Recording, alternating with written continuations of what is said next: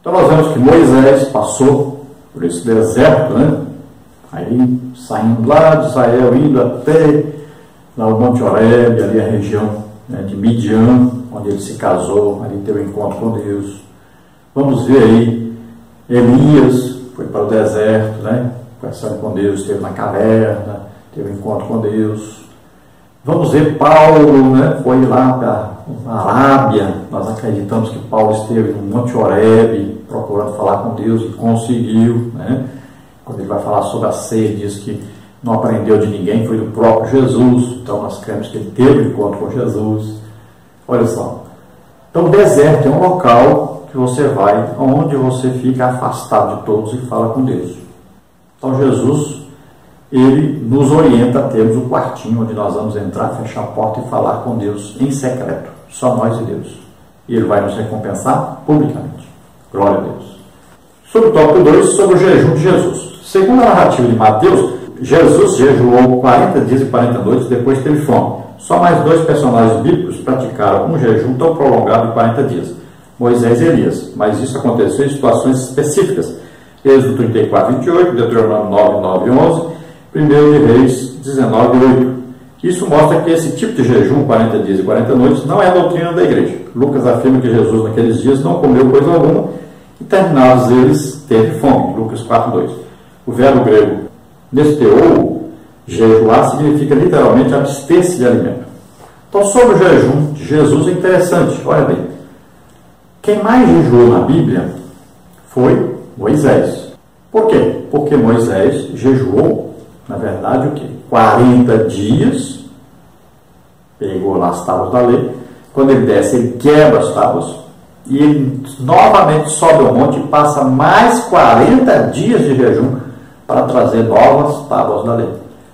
Então, total aí 80 dias, não foi seguido. Então, ele jejuou 40 dias, voltou, comeu, ficou ali, depois ele volta e passa mais 40 dias. Então, 40 dias, mais 40 dias. Por isso que ele jejuou mais. Elias teve 40 dias também, né? Daniel, 21 dias, mas não foi em jejum, sem comer e sem beber, né? Apenas não comeu comida desejável. Então, existem vários tipos de jejum e você deve saber o seguinte: você faz o jejum que você quiser com Deus. Jejum não é para você ficar discutindo com os outros. Eu vou passar tantos dias, eu vou deixar de comer isso, vou fazer assim. Não, ninguém tem nada a ver com isso. O jejum é entre você e Deus. Então você não pode começar de repente e falar assim: eu vou ficar agora 3 dias sem comer. Você vai morrer, vai passar mal, vai adoecer. Não é isso. Você vai jejuando gradativamente, você vai aumentando o jejum, você vai treinando o seu corpo a ficar obediente ao jejum. Então você vai começar jejuando pouco. Eu vou ficar hoje sem almoçar. Eu vou ficar hoje sem tomar café. Hoje eu vou ficar sem jantar. Então você vai treinando, tá? O seu organismo vai sendo treinado. Não faça jejum para emagrecer, porque jejum geralmente engorda. Quem é acostumado a jejuar, você vai ver que a pessoa geralmente engorda. Por quê? Porque o nosso organismo, a nossa mente é muito inteligente. Como ele sabe que você vai jejuar, ele começa a reservar gordura para que no dia que você jejuar ele tenha o que consumir.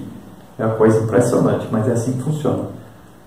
Se você olhar para uma equipe, por exemplo, como o Real Gordo, o maior evangelista do mundo, você vai ver que ele tem uma equipe de várias pessoas que jejuam. E eles jejuam, chegam a jejuar 40 dias.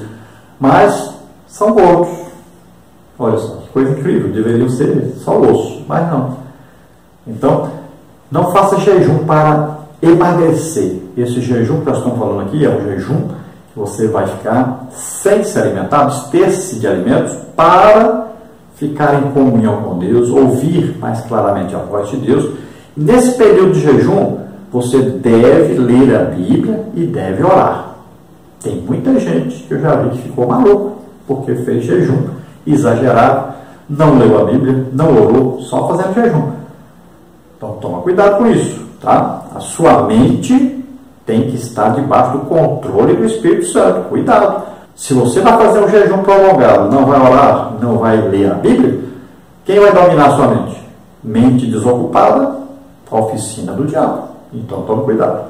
Você fala assim, mas eu estou jejuando, o diabo não pode me atacar. Pelo contrário, foi aí que Satanás atacou Jesus, no seu jejum. Né? Então, se Jesus foi tentado jejuando, imagine nós. Então, não pense que porque você está jejuando, que você é o super-homem que não vai ser derrotado. Se Satanás tentar você, você vai vencer. Não é assim. Você tem que estar jejuando, orando e lendo a Bíblia. Agora, se você vai ensinar as pessoas, é bom você ensinar que você jejua e que eles devem jejuar. Isso é importante. Todo crente deve ser um praticante de jejum. Agora, como é que os discípulos escreveram sobre o jejum de Jesus? Se jejum não pode contar para ninguém. É claro que Jesus falou para eles sobre isso. Subtópico 3. Como a tentação aconteceu? Está claro que Satanás se apresentou a Jesus de forma visível, mas os detalhes são desconhecidos. Essa tentação foi literal, isso se evidencia pelos detalhes da própria narrativa. Rejeitamos, pois, a ideia de uma tentação subjetiva, simbólica ou visionária. Com certeza, Jesus mesmo contou essa experiência aos seus discípulos. Então, veja só, aqui é uma divergência, né? Como existiu a divergência no subtópico anterior, que eu disse que Moisés jejuou mais que os outros, porque foi 40 dias mais 40 dias. E aqui o comentarista, ele considerou o mesmo jejum de Moisés e Elias. Aqui também existe uma divergência. Por quê? Porque, para mim, Jesus foi tentado, e de acordo com a Bíblia foi assim, nas mesmas coisas que nós somos tentados e da mesma maneira que nós somos tentados. Jesus estava na terra como homem.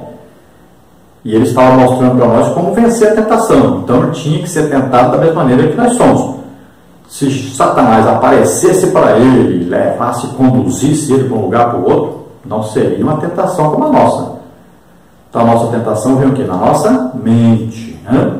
Nosso pensamento. Muitas vezes você é tentado até dormindo. Você pode ver que de vez em quando, se você está sempre orando, jejuando, estudando a Bíblia, você vai sonhar, às vezes, com a cobra, né? Uma serpente gigante, que você no sonho está lutando contra ela, você vence e fica todo alegre. É uma batalha espiritual. Às vezes você passa por uma situação difícil que você quase que adultera, por exemplo, ou quase que comete um pecado, mas você vence sonhando. Então veio uma batalha na sua mente, mesmo dormindo. Mas você venceu por quê? Porque o Espírito Santo está aqui dentro. Né? E ele vai nos ajudar a vencer as batalhas. Tanto faz estar acordado como dormindo, né? Como estar numa cama de hospital, como estar numa prisão. Em qualquer parte, em qualquer situação, o Espírito Santo está dentro de nós e ele vai nos ajudar a vencer a batalha. E o que a Bíblia diz? Assim como Jesus passou por isso e venceu, ele nos ajuda a passar por isso e vencer. Tópico 3. A tríplice tentação.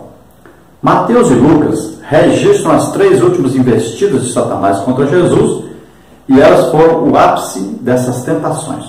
Na verdade, Jesus foi tentado em todos os 40 dias, né, como está escrito, 40 dias foi tentado pelo diabo, Lucas 4:2. E continuou sendo tentado durante todo o tempo do seu ministério, Lucas 22:28, Hebreus 4:15.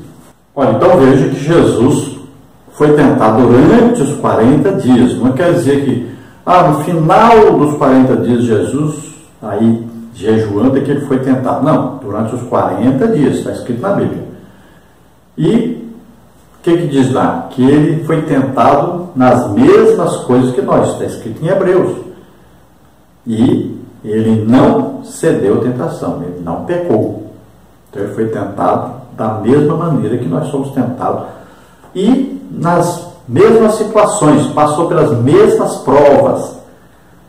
Então, do jeito que Satanás tentou lá Eva, né? Do jeito que Satanás tentou várias pessoas aí na Bíblia, Davi, por exemplo, né?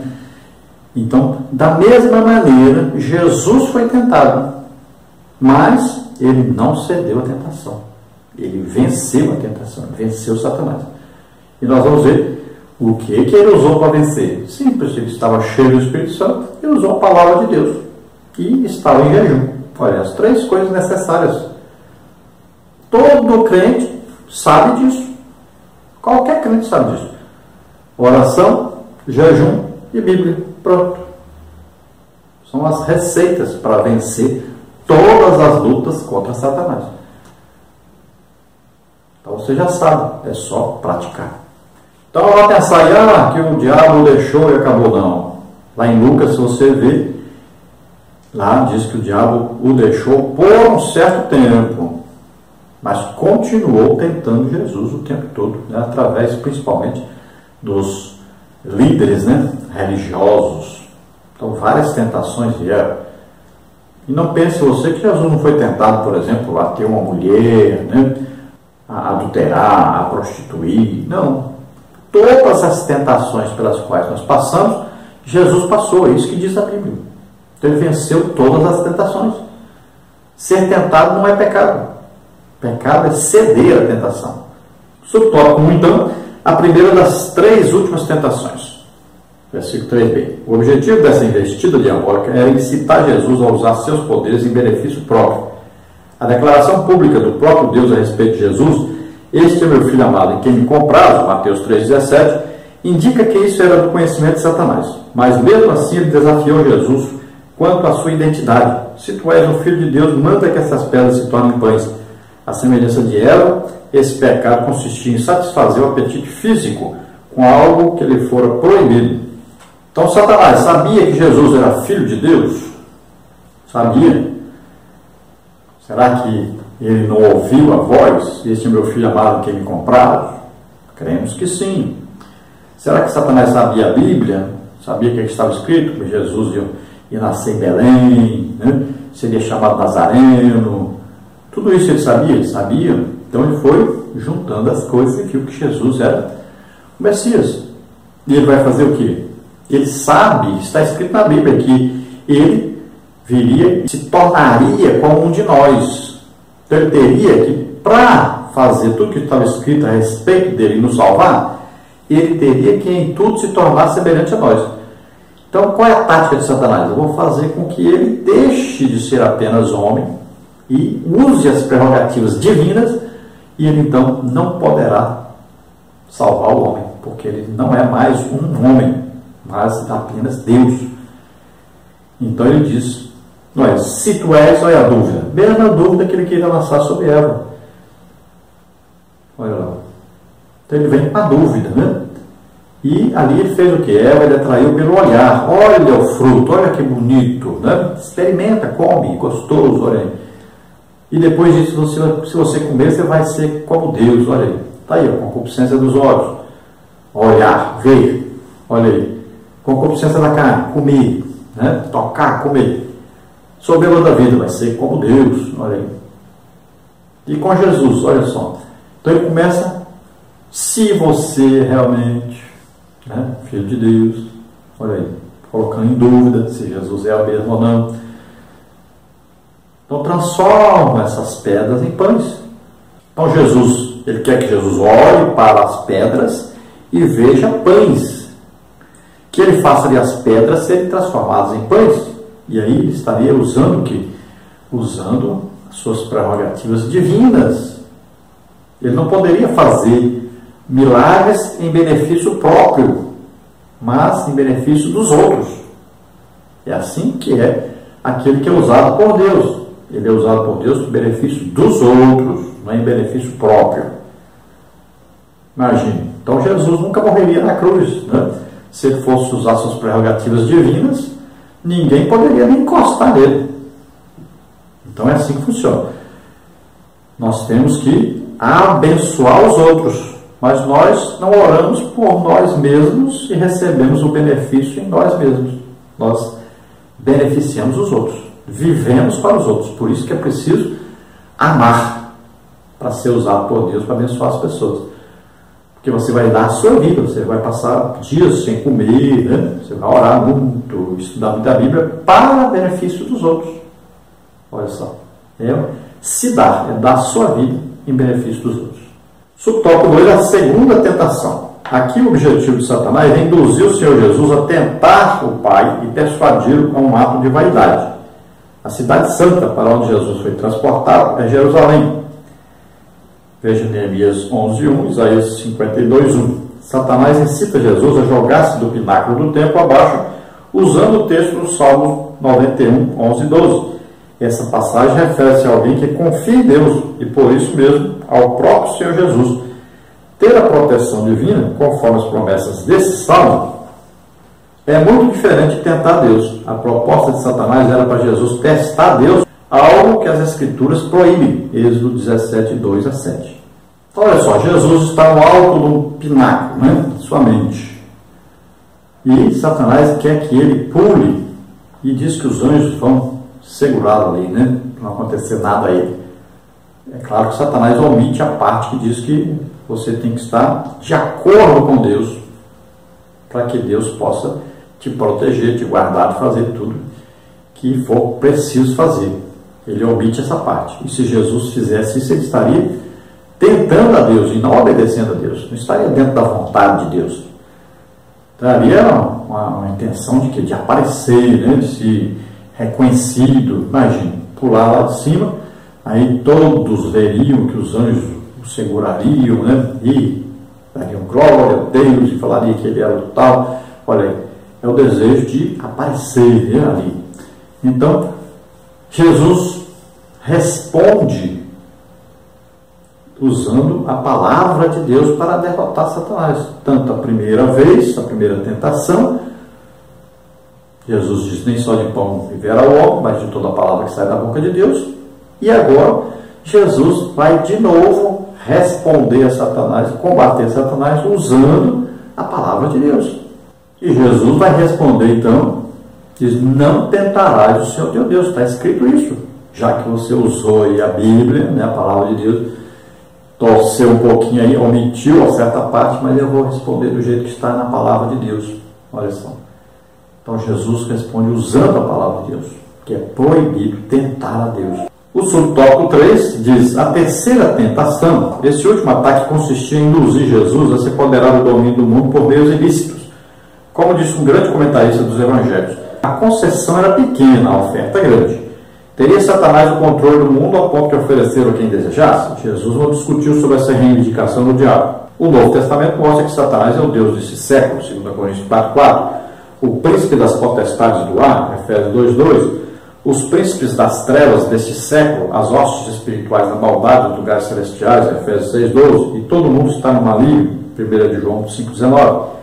Mas Satanás não tem nada para ninguém. Tudo não passa de mera aparência e engano. Então agora, quando Satanás, aí, pensamento, né, na mente, leva Jesus ao alto monte, mostra todos os reinos da terra, é claro que nós sabemos que não existe possibilidade de alguém ir subir um monte e ver todo mundo. Isso não existe. Então, veja bem que é no pensamento, na mente, né? Então, mostra aí os reinos do mundo tudo e diz: olha, se você prostrado aí me adorar, eu te dou tudo isso. Olha só. A tentação de Satanás. A soberba da vida agora, ser dono de tudo, né? Então, veja só que Jesus vai responder a ele conforme a palavra de Deus. Jesus é cheio do Espírito Santo. E responde usando a palavra de Deus. E a Bíblia diz: só a Deus você prestará culto, só a Ele você adorará, né? E Jesus dá logo uma ordem para Satanás: vai de Satanás. Olha só, dá uma ordem. Então ele usa a autoridade, né, que o Espírito Santo lhe concede para resistir ao diabo e ele fugir. Mas aí você pode questionar: mas Satanás é dono da terra, é dono do mundo? Mas veja bem, Satanás não tem nada, ele é dono de nada, ele é ladrão. O problema é o seguinte, é que ele domina as mentes das pessoas. Ele está no controle espiritual das pessoas. Então, na época de Jesus, quantos filhos de Deus tinha na terra? Só Jesus. Então, ele estava no controle das mentes de todo mundo. Veja bem, não existiam outros filhos de Deus. Então, você pense bem, o reino espiritual é comandado aí, né, na mente de quem não é crente, de quem não é salvo, é comandado por Satanás. E como lá só tinha Jesus, Filho de Deus, então todas as outras mentes que existiam estavam debaixo de um controle. Satanás poderia influenciá-los se Jesus aceitasse a sua proposta. Jesus sabia disso. Tanto é que ele não rebateu, não disse assim: Satanás, você não tem nada, para de ser mentiroso, você não pode fazer isso. Ele não disse isso. Então ele respondeu com a palavra de Deus, dizendo que só a Deus nós podemos prestar culto, só a Deus nós podemos adorar. E falou logo, vai-te embora. Já expulsou Satanás, mandou embora. E Satanás foi embora. Estava derrotado. 3 tentativas que ele conseguiu derrubar a Eva, Adão. E agora com Jesus ele não consegue derrubar. Subtópico 4, respostas de Jesus. O ataque diabólico foi nas áreas mais sensíveis do ser humano. A concupiscência da carne, a concupiscência dos olhos, a soberba da vida.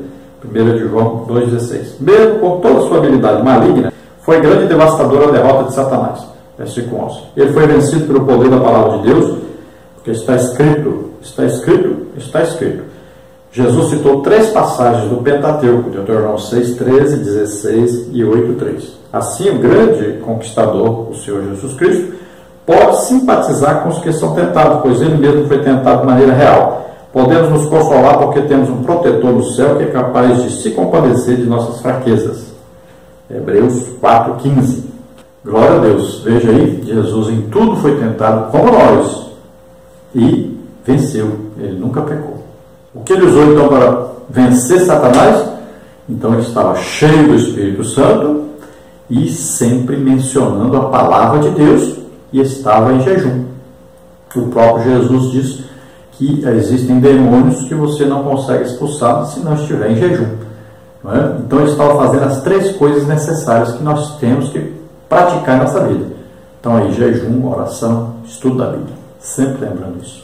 Conclusão. Diante dos fatos aqui expostos, aprendemos a não subestimar forças ardis de Satanás e seus demônios, pois ele ousou tentar o próprio Filho de Deus. Adão foi testado e não passou no teste. Gênesis 3, 11 e 12. Da mesma forma, Israel foi reprovado logo eliminado de sua história como nação. Deuteronômio 9, 12. Mas Jesus foi aprovado. Glória a Deus. Atos 2, 22. Grandes homens de Deus foram testados e passaram no teste. Mas também grandes homens de Deus foram aí tentados e cederam à tentação. Então, a Bíblia ela não diz aí que existiu um homem perfeito, né? Então existiram tentações e eles caíram em tentações. Existiram provações, algumas vezes não passaram, mas muitos passaram grandes provações e venceram, tiveram fé em Deus. A fé nos fortalece a vencer toda provação e toda tentação. Então você, ouvindo essa palavra, se você deseja aceitar Jesus como Senhor e Salvador, você deseja entregar sua vida para Deus, você deseja começar uma nova etapa com Deus agora, aceitando aí, né, que Deus possa te provar e se preparando para a luta aí, jejuando, orando, lendo a Bíblia para vencer as tentações de Satanás. Então você, ore juntamente comigo. Se você deseja aceitar, entregar a vida para Jesus agora, aceitando a Jesus como Senhor e Salvador, faça agora. Vamos orar. Pai querido, em nome de Jesus, aqui estão essas vidas, Senhor, que se chegam a Ti. Recebe-os por filhos, escreve seus nomes no livro da vida, Senhor. Abençoa-os, que eles possam agora ser cheios do Espírito Santo, que o Senhor possa dar a eles inteligência, sabedoria espiritual, que eles possam, Senhor, aprender a praticar o jejum, a oração, estudar a Tua Palavra, que sejam fortes, Senhor, nessa luta espiritual. Alegrada, custe, feinde, cruci, frusto, diferentinare. Oh Deus, nós sabemos que o Senhor se agrada daquele que, Senhor, que luta, e luta legitimamente, e luta, Senhor, vencendo as guerras contra Satanás, desfazendo as obras de Satanás.